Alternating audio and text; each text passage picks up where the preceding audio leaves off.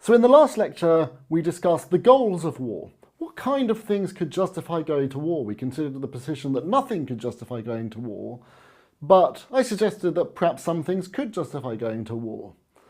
And the most obvious thing was the prevention of killing. Now you still might think that a lot of wars are unjustified, and they're unjustified even if they succeed in preventing some killing. They're unjustified because those wars involve too much killing. Here are two principles that you might think govern the decision to go to war, which need to be satisfied in order for a war to be justified. First, the war must be necessary. It must be necessary to go to war. And second, the war must be proportionate. So the amount of killing that's done must be proportionate to the goal. Okay, let's focus on the first principle first, which is quite straightforward. It's unjustified to start a war, you might think, if starting that war is unnecessary. And it's unnecessary if the main goals of the war can be achieved in some other way. So for example, suppose that rather than going to war, we could negotiate with another government to try to achieve the same goals that we're trying to achieve. For example, to stop them killing people when they're killing people, or to stop them developing very dangerous weapons when they're in the course of developing them. It's unnecessary to go to war because it's unnecessary to kill people when we can achieve the very same thing in some alternative way. And many wars you might think are unjustified in fact because there were other things that could have been tried. A lot of people thought about the Iraq War, for example, that was started in 2003, as an unjustified war because it wasn't necessary. Other things could have been done in order to achieve the same goals that were achieved in the Iraq War. Now, of course, not everyone agrees with that, and there's a dispute about the facts. But if it was true that the same goals could have been achieved in some other way, then the war was unnecessary and therefore unjustified. You mustn't kill people unless you really have to do it. In contrast, World War II, you might think, was justified in part because it was necessary. The only way of preventing Nazi domination in Europe, in that case, was to go to war. There was no other plausible alternative that would have prevented Nazi domination in Europe, which would have been so bad that it made the going to war overall justified, you might think. Now, if the necessity condition is satisfied, there's still a further consideration that needs to be met in order to determine whether the war is justified, and that's what we call proportionality. Think about it this way. Suppose that there's certain goals of the war, such as preventing a certain number of deaths.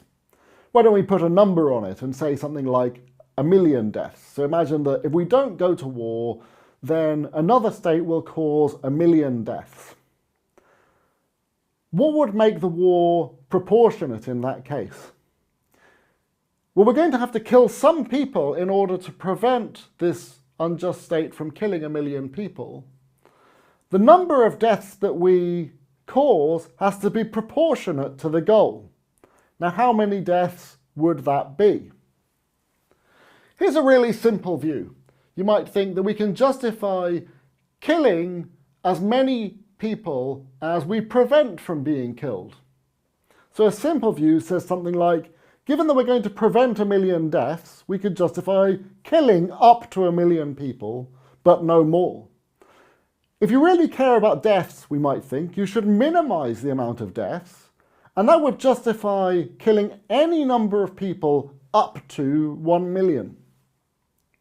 So as long as the war isn't going to cause more than 1 million deaths on this view of proportionality, the overall war is proportionate. Now that very simplistic view, I think, will turn out to be false. That very simplistic view, which says we just only care about minimizing deaths, turns out to be too simple, and there's various different considerations which determine when a war overall is proportionate. So here's one kind of consideration we might think is important. You might think it's harder to justify killing people than it is to prevent people from being killed. Killing people, you might think, ourselves is especially difficult to justify. Even if the pacifist is wrong to think our killing is always unjustified, we might think nevertheless the fact that we'll be doing some killing makes killing harder to justify when compared to preventing killing. Here's a kind of case which is often used to test intuitions about this kind of problem. Suppose that a train is heading towards one person and the train will run that person over if nothing is done. I can switch the train to another track. If I do that, then the train will run over one other person. Now you might think it's very hard to justify turning the train from the person it's heading to this other person. If I don't do anything, I'll allow one person to die, whereas if I switch the train, then I'll kill one person. What we should do in that case, many people think, is let the train go where it's going rather than switching tracks. We should do that rather than even tossing a coin to determine whether to leave it going where it's going or switching tracks, even though that would give each of the two people an equal chance of being killed. Because a lot of people think that killing is harder to justify than just allowing people to be killed. Now let's start to increase the number of people on the first track. Suppose there are 2 people on the first track, so the train is going to kill 2 people now if I don't do anything. Should I allow the train to kill the 2 people, or should I switch it to the track with the 1 person on it? People really differ about this kind of case. Some people think I should switch now from the 2 to the 1 because I minimise the number of deaths that are caused if I switch. But not everyone believes that. Some people think that there's a prohibition on killing and I should still let the train kill the 2 people rather than turning it so that I kill 1 person myself. The people that believe that there's a prohibition on killing believe in what's called the doctrine of doing and allowing. That says it's worse to kill or to do harm than it is merely to allow harm. Now, if you believe that about war, you might also think it's hard to justify going to war even against a state that's going to kill 1 million people. It's hard to justify going to war against that state. In order to justify going to war, we can't kill up to 1 million people. We have to kill far fewer people in order to prevent the 1 million deaths. Because if we don't go to war, we'll be merely allowing the 1 million people to be killed, whereas if we go to war, we'll be killing people.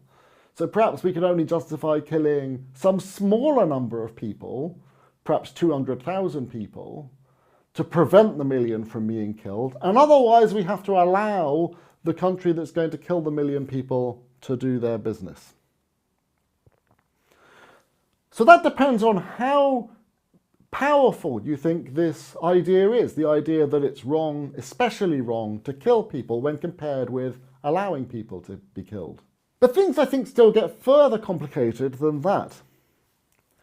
When we go to war, there are different people who might be killed, and perhaps those people don't all count in the same way. Here are 3 different groups that we might focus on. First, we might focus on the people who are involved in invading our country, what we can call the enemy combatants. So here I am in my country, these other people are going to invade and they're going to kill people in our own country if nothing happens. If we go to war, we'll kill some of those people who are attacking us. How do they count in the overall proportionality calculation? Do they count just like innocent bystanders in our country, or do they count for less? A lot of people in this case think that they count for less. I think it's very hard to believe that they don't count for anything. Now, some people think they don't count for anything, that if we could prevent even 1 death in our own country, we could kill any number of enemy combatants. But even if you believe that they count for something, you might think they don't count quite as heavily as innocent people who they're attacking. We're going to explore some of the issues involved in that in the next lecture.